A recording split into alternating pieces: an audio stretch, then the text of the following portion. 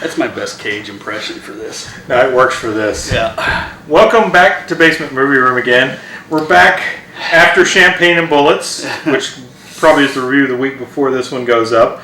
We are reviewing a good movie, Pig, with Nicolas Cage. This just came out this year. Been getting pretty good critics reviews. I think overall it's like very well positive, like up in the upper 90s of Rotten Tomatoes. I didn't realize it was like... Yeah, it's really well received so far. Yeah. Starring Nicolas Cage, Alex Wolff, directed by somebody I'd never heard of, and I can't remember the name off the top of my head right now, but did a good job. Essentially, Pig follows Nicolas Cage, who is a recluse living out in the woods with his truffle pig. He uses the pig to find truffles in the Oregon wilderness.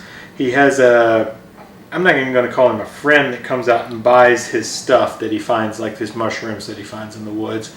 Played by Alex Wolff. It's like a dealer. Yeah, he's like a food dealer who sells to fancy restaurants and things. So truffles are going to be big trade. That's how he makes a lot of money. Doesn't even seem to pay Nicolas Cage except with like food. Yeah, he pays him with food. He just gives him like canned food and things like that to cook. So we follow Nicolas Cage with his pig. He goes to sleep one night and wakes up with his pig freaking out at the door. I think he thinks maybe she needs to go outside to use the bathroom, but the door gets bashed in and a couple people steal the pig. So from there you go on a little adventure with Nic Cage and Alex Wolff helping him, because that's really his only friend.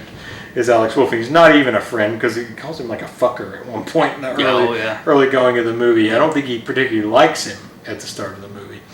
So he goes on an adventure with Alex Wolff, and you start to discover that maybe Nicolas Cage's character is more than he seems to be. He's not just this recluse sitting in the woods. He's maybe was somebody at some point in Portland, Oregon. I'm not going to really go much into the plot more than that because I don't want to spoil the movie. You get some details on a lot of kind of seedy underbelly of the Portland food industry, which is really weird because you don't think of restaurants like that. But then again, I don't go to fancy restaurants like they're talking about in this movie. I've never been to a restaurant where I had to pay like make a reservation even, hardly. I don't make reservations at restaurants. I go to fucking Applebee's where I worked for 5 years in college. You know, I'm not a fancy person. I just snorted. Good job, piggy. So yeah, I mean, this is not my scene, but it's interesting. You know, movies like this are interesting to see that kind of side of life where, you know, where you get your food snobs and these people, these chefs who will do anything to get the best ingredients and things like that. And then you got Alex Wolff, who's kind of the side that you don't see in these restaurants, who's like the food dealer, the seedy food dealer who's doing everything he can to get the freshest ingredients, going to the farmer's market early in the morning and buying everything good from everybody, things like that. Getting these, you know, and all these ingredients from Cage too. Yeah, getting the ingredients from these random people who live in the woods. That, like, if you saw who was providing these ingredients, you might not feel as good about eating them is the problem. But yeah, I mean, it's a really interesting movie about like that kind of industry. And there's even not to spoil anything. And you know, if you want to skip all spoilers, I'd say it's 20 to 30 seconds skip into this. There's like an underground fight club for restaurant employees to beat up people. It's so weird, that part. Cool. That's when I thought the movie was going to just go. Yeah, you thought it was going to take a turn at that point. Here we go. Yeah. Here goes Cage. Back out of spoiler territory if you're joining us back in. But does But yeah, I mean, the movie, you know, follows them through kind of, it's not an adventure because it's not that exciting, to be honest. It's just, it's interesting. Yeah. It's not exciting. I mean, there's parts that are exciting. Yeah. But this is low-key Cage. If you're looking for a coked-up cocaine man Cage, go watch Mandy. There was a couple. There was a couple instances where Cage unleashed the Cage Beast. Yeah. Unleashed the cocaine bear. Yeah. You know, so, you know, he unleashed it a couple spots. But for the most part, this is understated Cage. And I think one of his better performances I've ever seen. I've never seen Leaving Las Vegas, but that's like his top tier. He won the Oscar for that one.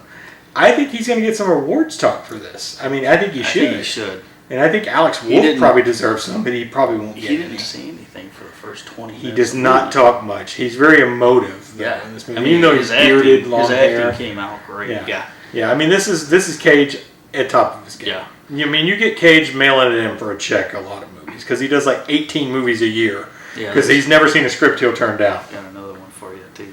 Yeah, that's coming. That one. Yeah. That is going to be a review for sure. That is coming. It's going to be a And bingo. we still need to watch Willy's Wonderland too, because that, that's Cage too. So Yeah, we got to we watch just that. got to jump back into another. We got to go month. Cage marathon. Yeah. Yeah. So the one thing I brought up to you during this movie is the story is being told to us without being told to us. Yeah. Like nobody's telling us what's going on. You're finding bits and pieces that, you find out a little bit about him here, and you find out a little bit about him here, and then you find out about the people he's dealing with without being told, oh, this guy was this and this, Yeah. So it was well done. Yeah. Without just spilling the... You don't get a lot of story gotta behind put most it of the together. characters you meet, Yeah. but it comes out ever so slowly through Cage's character is what it does.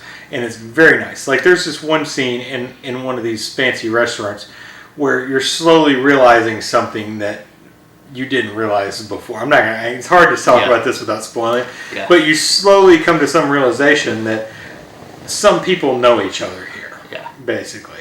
And it's interesting, and Cage is talking to somebody that he knows from his past life that I think it changes this one person's life when he's talking to him, essentially. But it's very interesting because Cage certainly has inspired people in his previous life, and now those people are kind of different people now, but they still like him. Mm-hmm. They want to be part of him. They're willing to help him as well. So I mean, it's a very interesting movie. It's not going to be like the most action-packed thing you're going to see. It's not like, we got John Wick if you want to see one about somebody killing their pet or whatever.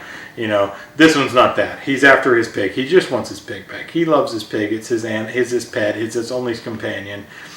But he's not going out beating the hell out of people and killing people for his pig. He's just on a mission to try to figure out what happened to his pig and get his pig back. So if you're looking for John Wick, with a pig, you're not getting that. That's not what you're going to get. You're going to get a low-key, kind of like reserved Cage in this movie, and it's fantastic. And can I talk about, just the title? Yeah. Pig. Yeah. Is it really about the pig, or is it about him?